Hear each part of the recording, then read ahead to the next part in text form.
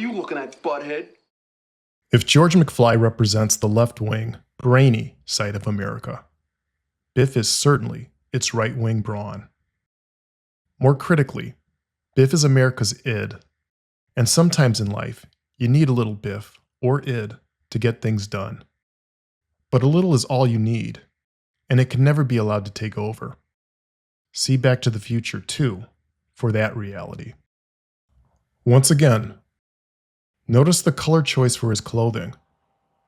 In Back to the Future, Biff is literally a high school bully, and the film may very well be associating this archetype with America itself.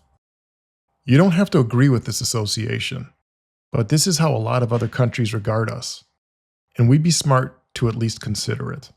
So why don't you make like a tree and get out of here? In terms of how we relate to others, we're often stronger than smart, more cunning than kind, and at the same time, a bit too dumb for our own long-term good. And that's Biff, the audacious aspect of America that doesn't mind getting things done at the expense of everyone and everything else.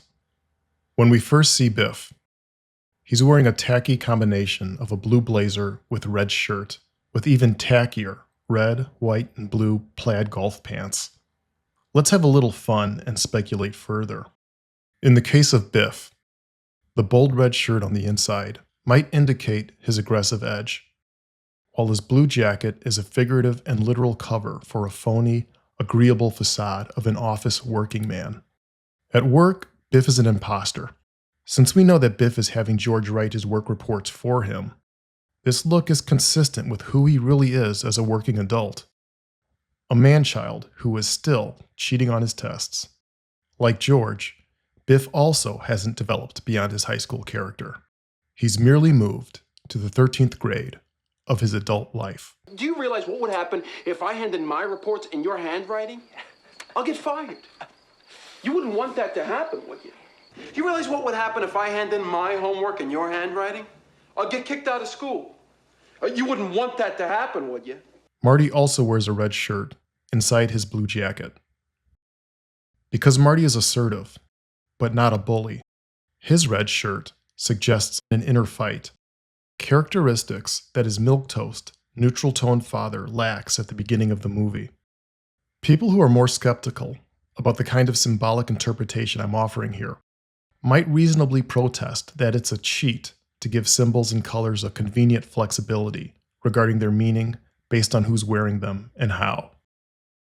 And while I appreciate the spirit behind that skepticism, and I'm happy to concede that symbolic interpretation is more of an art than a science, this is the nature of symbols and how symbolism works.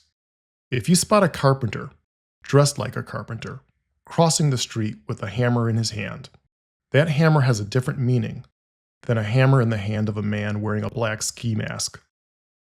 Symbolism requires context and is of little analytical accuracy and value without it.